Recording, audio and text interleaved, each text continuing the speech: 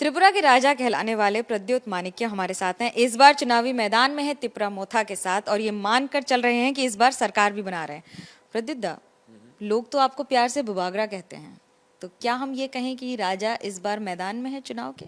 मैदान में तो हमेशा सबको होना चाहिए जो इलेक्शन में फाइट कर रहे हैं। और डेमोक्रेसी में कोई राजा नहीं होता है। डेमोक्रेसी में और हिंदुस्तान में कोई राजा नहीं है। हाँ, प्यार से लोग मुझे बुबागरा कहते हैं क्योंकि मैंने उनके लिए काम किया है। मैदान में तो मैं हूँ और मैदान में मैं हमेशा जीतने के लिए ही आता हूँ। बीजेपी कह रही है हम इस बार सरकार में आ रहे हैं, दोबारा सत्ता में आ रहे हैं, सुन के क्या कहेंगे? All the best to them. अगर वो कह रहे हैं तो उनके पास तो बहुत ज्ञानी लोग हैं, विद्वान लोग हैं। मैं उनके आंकड़े बता रहे होंगे कि वो सरकार में आ रहे हैं। कितना सीट्स ले रहे हैं वो इस बार? 65, 70, 80, कितना जीत रहे हैं? 60 की तो विधानसभा है, उससे ज्यादा आ रही है। शायद आ सकती है क्योंकि वो तो बांग्लादेश, श्रीलंका और नेपाल में भी चुनाव लड़ने के बारे में बात कर रहे थे इसी राज्य से, तो आ रहे होंगे। आप 42 सीट पर इस बार चुनाव लड़ रहे हैं, मैदान में कितने जीत के आसार, आपके आंकड़े क्या होंगे इस बार? मेरे देखिए, ये सवाल आपने जो मुझसे पूछा, आप तो पॉलिटिशियंस को इंटरव्यू करते ही रहते हैं। हर पॉलिटिशियन कहेगा कि उनकी बहुमत आ रही है, तो मैं भी कहूँगा कि मेरी बहुमत आ रही है। मैं इलेक्शन से 5 दिन पहले तो नहीं कहूँगा कि मैं बहुमत के करीब आऊँगा, मैं भी कहूँगा कि मेरी बहुमत आ रही है। तो मैं वही लाइन बताऊँगा कि हम अपने बहुमत में पावर में आएंगे। ज्यादा बड़ी चुनौती कौन है, वाम मोर्चा और कांग्रेस की बीजेपी? कांग्रेस तो हमारे पुराने दोस्त हैं, मित्र हैं, अच्छे लोग हैं, लेकिन थम चुके हैं। आज उनका कुछ है नहीं। कम्युनिस्ट के संग हमारा पहले से आंकड़े का टक्कर रहा है। उनका पूरा पॉलिटिक्स हमारे परिवार के खिलाफ था, है, और हम भी उनके खिलाफ हैं। लेकिन वो भी आज मैदान में नहीं है इतने जगह में। तो मेरी कुछ कुछ सीटों में कम्युनिस्ट के संग लड़ाई है, क्योंकि ट्राइबल सीट्स में कम्युनिस्ट का बेस है, बीजेपी का नहीं है। और कुछ कुछ सीट में, 4 या 5 सीट में बीजेपी के संग भी हमारी लड़ाई है। एक और बीजेपी की पूरी सेना उतरी हुई है, यानी कि संगठन के साथ हर वो व्यक्ति जो चुनावी मैदान में होता है, और दूसरी ओर आप। लड़ाई कैसी है ये? सेना त्रिपुरा से नहीं निकली है, सेना बाहर से आ रही है। सेना तो लोकल होना चाहिए। हाँ, जनरल्स और कमांडर्स बाहर से आने चाहिए। पिछले इलेक्शन में 2018 में जब आप भी यहाँ में थी, मैं भी था, उस समय मैं अलग पार्टी में था, आप अलग चैनल में थी। उस समय जो निकला था लोग, वो लोकल्स निकले थे कम्युनिस्ट के खिलाफ बीजेपी को जिताने के लिए। आज लीडर बहुत आए हैं दिल्ली से, लेकिन हमारे आम जो जनता है त्रिपुरा की, वो बाहर नहीं निकल रही है। तो प्रॉब्लम यहीं में है। आज उनके पास सिस्टम है, पावर है, एडमिनिस्ट्रेशन है, लेकिन पब्लिक सपोर्ट कम हो गया। क्या राजनीतिक दल जनता को अपनी जीत के लिए डिवाइड कर रहे हैं? वो तो हिंदुस्तान में हमेशा चला है। कभी हमने धर्म के नाम में किया, कभी हमने, अगर आप देखेंगे, 84 में सिखों के खिलाफ हुआ, 92 में बाबरी मस्जिद के नाम में हुआ, 2002 के बाद गोधरा में हुआ, उसके बाद पाकिस्तान हिंदुस्तान के नाम में हुआ। नॉर्थ ईस्ट में अगर आप देखेंगे तो आसाम अकॉर्ड भी एक डिवाइड में ही चला। मेघालय निकला from Assam in 1972, again on the name of भाषा के नाम में हुआ। तमिलनाडु का आप देख लीजिए, भाषा के नाम में बहुत अपोज होता है।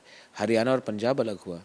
लेकिन ये जो होता है वो देश के खिलाफ नहीं होता, सबकी अपनी एस्पिरेशंस होती हैं और वो अपनी एस्पिरेशंस के आधार में आगे बढ़ते हैं। इसका ये मतलब नहीं है कि हम एक दूसरे को नफरत करते हैं। तिपरा मोथा की डिमांड्स क्या हैं इस बार के चुनाव में, और क्या कहकर जनता के बीच में जा रहे हैं? हमारा एक ही डिमांड है, core demand, ideology, greater Tripura land. हम चाहते हैं कि हमारे जनजाति लोग जिन्होंने बहुत सफ़र किया है, हम बहुत क्लियरली कहना चाहते हैं कि हम कोई भी कम्युनिटी के खिलाफ नहीं है, स्पेशली हिंदू बंगालीज। लेकिन हमारा शंका क्या है कि आने वाले दिन में बांग्लादेश में अगर फिर से कुछ ट्रबल हुई तो फिर से लाख लाख लोग त्रिपुरा में आएंगे, आसाम में आएंगे, बंगाल में आएंगे। त्रिपुरा ने पहले से अपने पॉपुलेशन से 3 गुना ज़्यादा लोगों को रखा है।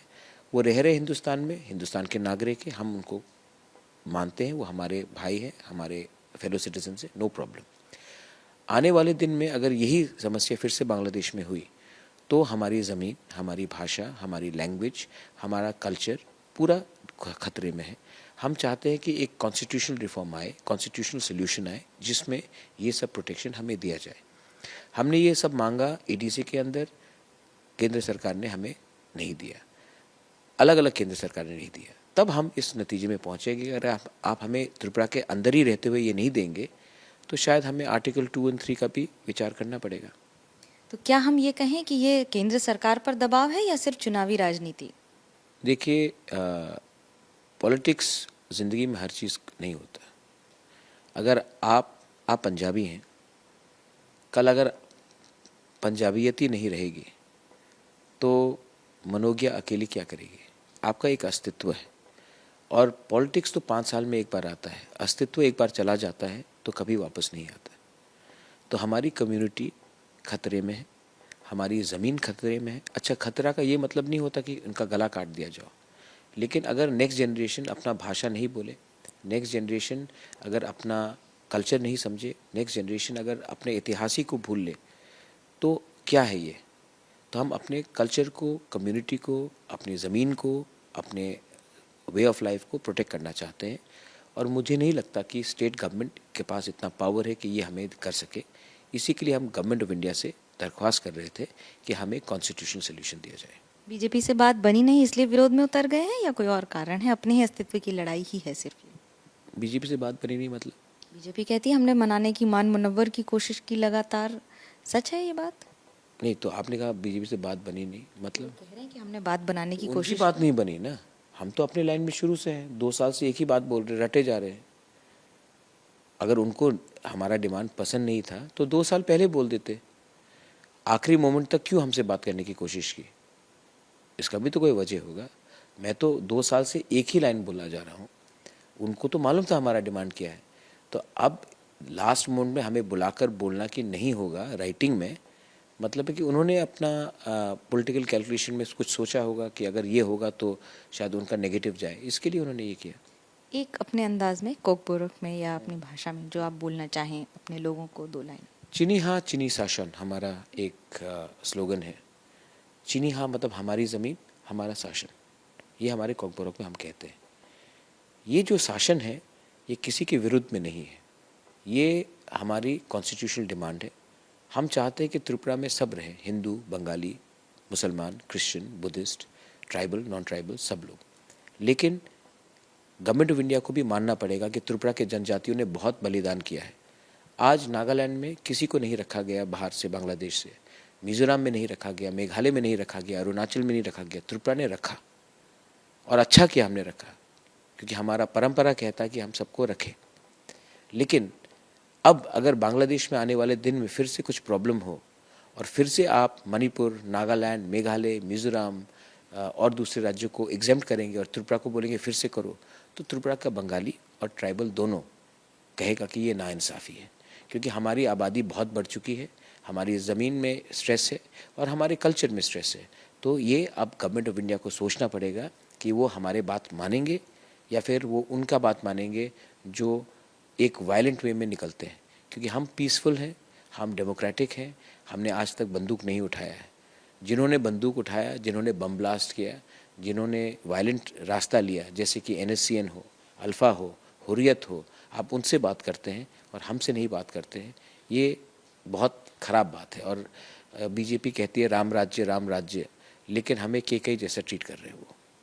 ये बहुत बड़ी बात है क्योंकि बात रामायण की नहीं होती है, बात इस समय हो रही है कलयुग की, जहां पर लड़ाई लड़ना और अपने अस्तित्व की लड़ाई लड़ना आसान नहीं होता है। कैमरा पर्सन सूरज पांडे के साथ मनोज्ञा लोईवाल, अगरतला, त्रिपुरा, ABP न्यूज़।